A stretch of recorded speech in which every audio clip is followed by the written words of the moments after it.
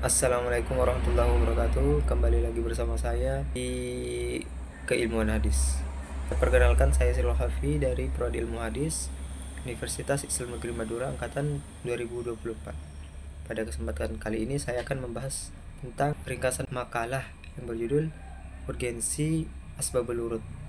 Secara sederhana, Asbabul Wurud adalah ilmu yang membahas sebab-sebab munculnya hadis, yang artinya tidak setiap hadis mempunyai asbabul wurud dan tidak semua hadis muncul begitu saja, tapi seringkali muncul karena yang pertama pertanyaan sahabat, peristiwa sosial dan atau kondisi tertentu pada saat itu. Yang kedua, fungsinya mirip kayak asbabun nuzul dalam ilmu tafsir. Jika asbabun nuzul menjelaskan tentang sebab turunnya ayat, maka asbabul wurud ini adalah menjelaskan tentang sebab diucapkannya hadis oleh Nabi Sallallahu Alaihi Wasallam.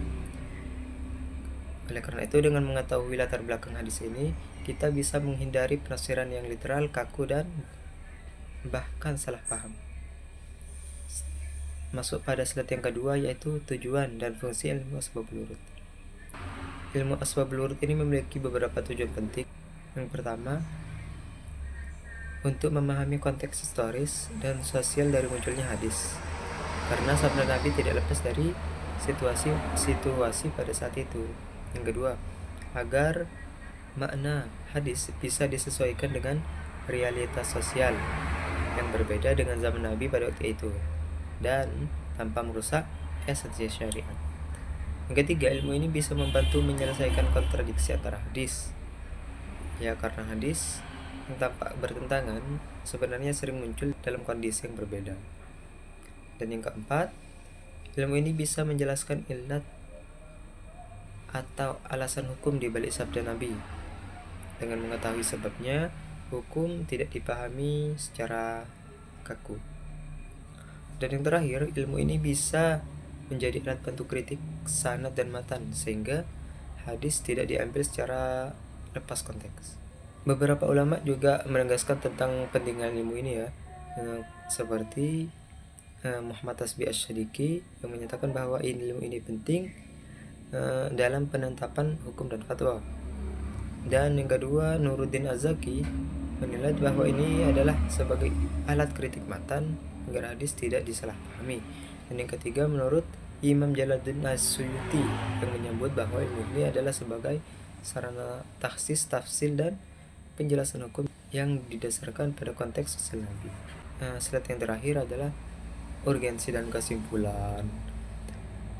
Dari berbagai penjelasan di atas, asbabul wurud memiliki peran yang sangat penting dalam memahami hadis secara benar, yaitu dengan yang pertama, menentukan tahsis pada hadis yang tampaknya umum. Kedua, membatasi makna mutlak agar tidak disalahgunakan. Yang ketiga, menafsirkan hadis yang mujmal atau muskil. Yang keempat, mengetahui hadis mana yang sudah dimasuk atau belum. Dan yang terakhir adalah menemukan ilat hukum di balik sabda Nabi. Dan kesimpulannya, ilmu ini bukan sekedar tambahan dalam kajian hadis, tetapi merupakan fondasi yang penting agar umat Islam bisa memahami sabda Nabi secara utuh, kontekstual dan relevan di setiap zaman. Kesimpulan yang kedua, tanpa ilmu ini hadis bisa ditafsirkan secara salah, bahkan disalahgunakan oleh oknum-oknum tertentu. Maka setiap penelitian hadis maupun penuntut ilmu wajib memahami ilmu asbabul wurud agar ajaran Islam tetap otentik lah. Sekian dari saya, Allahu a'lam bishawab. Assalamualaikum warahmatullahi wabarakatuh.